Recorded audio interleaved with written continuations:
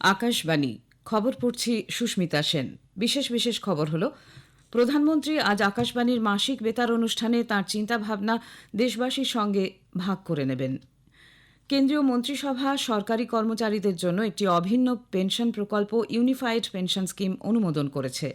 Bio ম্যানুফ্যাকচারিংকে উৎসাহিত করার লক্ষ্যে অর্থনীতি, পরিবেশ এবং কর্মসংস্থান নীতির জন্য বায়ো E3 বায়োটেকনোলজিকেও মন্ত্রিসভা অনুমোদন দিয়েছে। ব্রাজিলের বিদেশমন্ত্রী 4 দিনের সফরে আজ নতুন দিল্লি আসছেন। আরজি কর মেডিকেল কলেজ ও হাসপাতালে দুর্নীতি মামলায় এফআইআর দায়ের করে সিবিআই তদন্ত শুরু করেছে। আইএমডি পশ্চিমবঙ্গ, ওড়িশা সহ আরও কয়েকটি রাজ্যে আজও ভারী থেকে অতি ভারী বৃষ্টির পূর্বাভাস দিয়েছে। আসছি বিস্তারিত খবরে। কেন্দ্রীয় মন্ত্রিসভা সরকারি কর্মচারীদের জন্য একটি অভিন্ন পেনশন প্রকল্প ইউনিফাইড পেনশন স্কিম অনুমোদন করেছে। এই প্রকল্পে নিশ্চিত পেনশনের সংস্থান রয়েছে।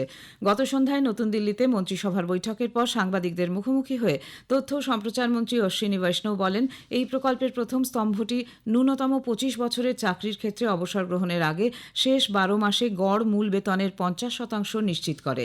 23 লক্ষ কেন্দ্রীয় সরকারি কর্মচারী এর ফলে উপকৃত হবেন বলে শ্রী বৈষ্ণব জানিয়েছেন। ন্যূনতম 10 বছর চাকরি করার পর অবসর গ্রহণের ক্ষেত্রে প্রতি মাসে 10,000 টাকা হারে ন্যূনতম পেনশন নিশ্চিত করা যাবে।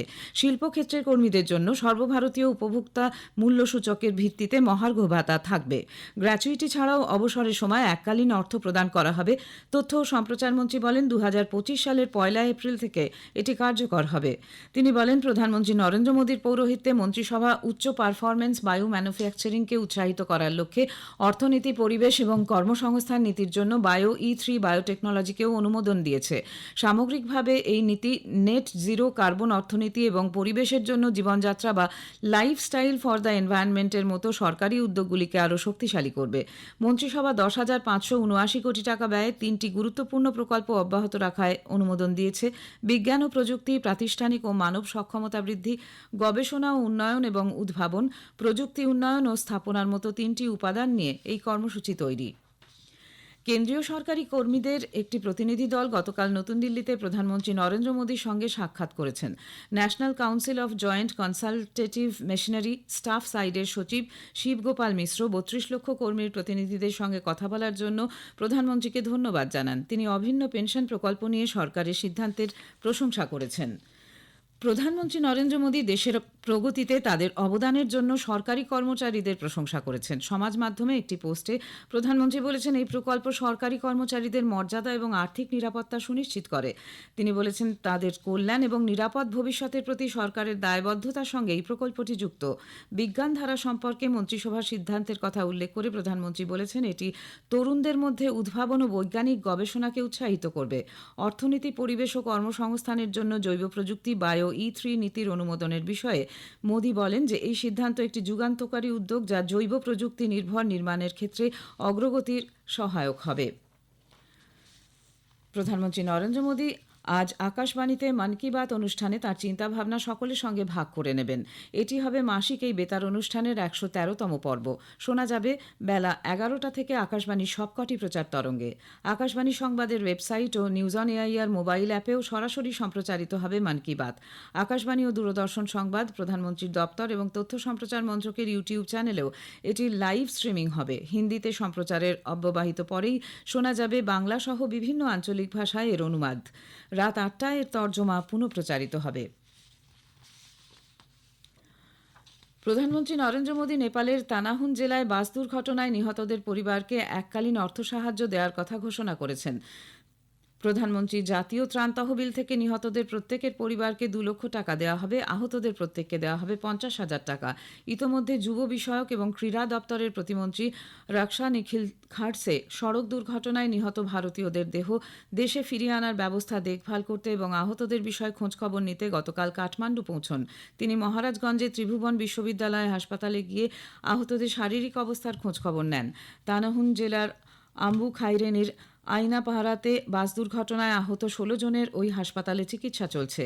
নেপাল সেনার হেলিকপ্টারে গত শুক্রবার আহত যাত্রীদের কাঠমান্ডুতে নিয়ে যাওয়া হয়। ভারতীয় সেনার বিশেষ বিমানে গতকাল 25 জনের দেহ মহারাষ্ট্রে নিয়ে আসা হয়েছে। আগেই জানানো হয়েছে, নেপালে ওই বাস দুর্ঘটনায় 27 জন ভারতীয় প্রাণ হারান এবং আহত হন আরও 16 জন। প্রধানমন্ত্রী নরেন্দ্র মোদী আজ মহারাষ্ট্রের জলগাঁও এবং রাজস্থানের যোধপুর সফর করবেন। জলগাঁওতে তিনি লাখপতি দিদি সম্মেলনে অংশ নেবেন। অনুষ্ঠানে 11 লক্ষ নতুন লাখপতি দিদিদের সংবর্ধনা দেবেন তিনি। তৃতীয় এনডিএ সরকারের এই সময়কালে এরা লাখপতি হয়েছেন। প্রধানমন্ত্রী সারা দেশের বিভিন্ন প্রান্তের লাখপতি দিদিদের সঙ্গে মতবিনিময়ও করবেন। শ্রী মোদী 5,000 কোটি টাকার ব্যাংক ঋণ 2,35,000 স্বনির্ভর গোষ্ঠীর মধ্যে বিতরণ করবেন। এর ফলে সংশ্লিষ্ট গোষ্ঠীগুলির 25 লক্ষের বেশি সদস্য উপকৃত হবেন। এরপর বিকেলে প্রধানমন্ত্রী যোধপুরে রাজস্থান হাইকোর্টের ক্যাম্পাসে প্ল্যাটিনাম জয়ন্তী উদযাপনের সমাপ্তি অনুষ্ঠানে প্রধান অতিথি হিসেবে যোগ দেবেন। রাজস্থান হাইকোর্ট মিউজিয়ামেরও উদ্বোধন করবেন তিনি। খবর শুনছেন আকাশবাণী থেকে। ব্রাজিলের বিদেশমন্ত্রী মৌরো ভিয়েরা 4 দিনের সফরে আজ নতুন দিল্লি আসছেন। বিদেশমন্ত্রী ডক্টর এস জয়শঙ্কর এবং ভিয়েরা আগামী মঙ্গলবার নবম ভারত ব্রাজিল যৌথ কমিশনের বৈঠকে যুগ্মভাবে পৌরোহিত্য করবেন। বিদেশ মন্ত্রক জানিয়েছে, চলতি বছরে G20-তে ব্রাজিলের সভাপতিত্বের বিষয়টির পাশাপাশি দুই দেশ ত্রয়িকা হিসেবে গত বছর ভারতের সভাপতিত্বে G20-র ফলাফল কিভাবে এগিয়ে নিয়ে যাওয়া হবে সে বিষয়ে মন্ত্রীদের মধ্যে আলোচনা হবে। মন্ত্রক আরও বলেছে, ভারত ও ব্রাজিলের মধ্যে বহুমুখী সম্পর্কের মূলে রয়েছে ভাগ করে নেওয়া মূল্যবোধ। ব্রাজিলের বিদেশমন্ত্রী ভিয়েরার সফর 2006 সালে শুরু হওয়া দুদেশের কৌশলগত অংশীদারিত্ব আরও মজবুত করার সুযোগ এনে দেবে এবং বৈচিত্র্যময় বিভিন্ন ক্ষেত্রে দ্বিপাক্ষিক, আঞ্চলিক ও বহুপাক্ষিক সহযোগিতার নতুন নতুন পথ খুঁজে পেতে সহায়ক হবে। সিঙ্গাপুরে আগামীকাল দ্বিতীয় রাউন্ডের ভারত সিঙ্গাপুর মন্ত্রী পর্যায়ের গোলটেবিল বৈঠক অনুষ্ঠিত হবে। অর্থমন্ত্রী নির্মলা সীতারামন, বিদেশমন্ত্রী ডক্টর এস জয়শঙ্কর, বাণিজ্য শিল্পমন্ত্রী পীযূষ গোয়েল এবং রেল, তথ্য প্রযুক্তি এবং তথ্য সম্প্রচার মন্ত্রী অশ্বিনী বৈষ্ণব এই বৈঠকে অংশ নেবেন। সফরকালে মন্ত্রীরা সিঙ্গাপুরের সংশ্লিষ্ট নেতৃত্বের সঙ্গে মতবিনিময় করবেন। বিদেশ মন্ত্রক জানিয়েছে যে ভারত সিঙ্গাপুর মন্ত্রী পর্যায়ের গোলটেবিল দুদেশের মধ্যে দ্বিপাক্ষিক সম্পর্কের ক্ষেত্রে নতুন এজেন্ডা স্থির করার জন্য তৈরি হওয়া একটি অনন্য ব্যবস্থা। 2022 সালের সেপ্টেম্বরের নতুন দিল্লিতে এর প্রথম বৈঠক বসে। মন্ত্রক জানিয়েছে, দুদেশের কৌশলগত অংশীদারিত্বের বিভিন্ন দিক খতিয়ে দেখার পাশাপাশি তা আরও উন্নত ও প্রসারিত করার উপায় চিহ্নিত করতে সক্ষম হবে এই বৈঠক। কেন্দ্রীয় স্বরাষ্ট্রমন্ত্রী অমিত শাহ বলেছেন, মাওবাদীদের বিরুদ্ধে লড়াই এখন চূড়ান্ত পর্যায়ে পৌঁছেছে। বামপন্থী চরমপন্থার বিরুদ্ধে একটি নির্ণায়ক এবং আপসহীন অভিযান শুরু করার এখনই সঠিক সময়। মন্ত্রী আশ্বাস দেন, দেশকে 2026 সালের মার্চ মাসের মধ্যে নকশাল সমস্যা থেকে সম্পূর্ণরূপে মুক্ত করা হবে। স্বরাষ্ট্রমন্ত্রী আরও বলেন, ছত্তিশগড় সরকার শীঘ্রই মাওবাদীদের আত্মসমর্পণের জন্য একটি নতুন নীতি চালু করবে। তিনি বামপন্থী চরমপন্থা দ্বারা প্রভাবিত এলাকায় আইন শৃঙ্খলা প্রতিষ্ঠা এবং সেই অঞ্চলে উন্নয়ন ত্বরান্বিত করার জন্য কেন্দ্রীয় সরকারের প্রতিশ্রুতির কথা পুনরায় উল্লেখ করেন। আরজিকর দুর্নীতি মামলায় সিবিআই এফআইআর দায়ের করে তদন্ত শুরু করেছে। কলকাতা হাইকোর্টের নির্দেশ মতো গতকাল ওই মামলার যাবতীয় নথিপত্র সিবিআই এর হাতে তুলে দেয় রাজ্য সরকার গঠিত বিশেষ তদন্তকারী দল এসআইটি। আরজিকর কলেজ ও হাসপাতালে একাধিক বেনিয়মের অভিযোগ তুলেছিলেন হাসপাতালের প্রাক্তন ডেপুটি সুপার আক্তার আলী। তিনি ইডি ও সিবিআই তদন্ত চেয়ে কলকাতা হাইকোর্টের দ্বারস্থ হয়েছিলেন। এদিকে আদালতের অনুমতি মেলার পর আরজিকর হাসপাতালের প্রাক্তন অধ্যক্ষ সন্দীপ ঘোষ সহ 7 জনের পলিগ্রাফ টেস্টের প্রক্রিয়া শুরু হয়েছে বলে খবর। অন্যদিকে প্রাক্তন অধ্যক্ষ সন্দীপ ঘোষকে টানা 9 দিন জিজ্ঞাসাবাদ করেছে সিবিআই। নাসার 2 মহাকাশচারী সুনিতা উইলিয়ামস এবং বেরি উইলমোর তাদের মহাকাশযান স্পেস এক্স সমেত আগামী 2025-এর ফেব্রুয়ারি মাসে পৃথিবীতে ফিরে আসবেন। প্রকৃতপক্ষে 8 দিনের অভিযানে গেলেও তাদের মহাকাশযান বোয়িং স্টারলাইনারে কিছু সমস্যা দেখা দেওয়ায় তাদের কক্ষপথে প্রায় 8 মাস কাটাতে হবে। স্টারলাইনারটি ক্রু সদস্যদের না নিয়ে পৃথিবীতে ফিরে আসবে বলে নাসা ঘোষণা করেছিল। আন্তর্জাতিক মহাকাশ স্টেশনে যাওয়ার পথে মহাকাশযানটিতে হিলিয়াম লিক করা থ্রাস্টারগুলি বিকল হওয়া সহ বেশ কিছু সমস্যা দেখা দেয়। বোয়িং এবং নাসার পক্ষ থেকে ইঞ্জিনিয়াররা স্টারলাইনারের প্রযুক্তিগত ত্রুটিগুলি সারিয়ে তোলার চেষ্টা চালাচ্ছেন।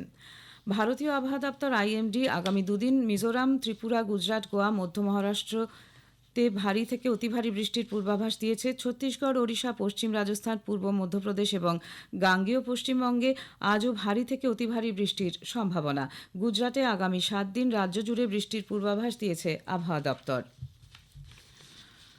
প্যারা অলিম্পিকে অংশ নিতে 10 সদস্যের ভারতীয় শুটিং দল প্যারিস রওনা হয়েছেন। এরা হলেন মনীষ নারওয়াল, আমির আহমেদ ভাট, রুদ্রাংশু খান্ডেলওয়াল, অবনী লেখারা, মোনা আগরওয়াল, রুবিনা ফ্রান্সিস, স্বরূপ মহাবীর উনহালকার, সিদ্ধার্থ বাবু, শ্রীহর্ষ দেবরাদ্দি এবং নিহাল সিং। টোকিও অলিম্পিকে ভারত 4টি পদক পেয়েছিল। নজর থাকবে সোনাজয়ী অবনী লেখারা এবং মনীষ নারওয়ালের উপর। শুটিং ইভেন্টগুলি 30 আগস্ট বিখ্যাত শ্যাটোরক্স শুটিং সেন্টারে শুরু হবে। শেষ করার আগে খবরের বিশেষ কিছু অংশ আরেকবার। প্রধানমন্ত্রী আজ আকাশবাণীর মাসিক বেতার অনুষ্ঠান মন কি বাতে তার চিন্তাভাবনা দেশবাসীর সঙ্গে ভাগ করে নেবেন। কেন্দ্রীয় মন্ত্রিসভা সরকারি কর্মচারীদের জন্য একটি অভিন্ন পেনশন প্রকল্প ইউনিফাইড পেনশন স্কিম অনুমোদন করেছে। ব্রাজিলের বিদেশমন্ত্রী 4 দিনের সফরে আজ নতুন দিল্লি আসছেন। খবর এখনকার মতো এ পর্যন্ত।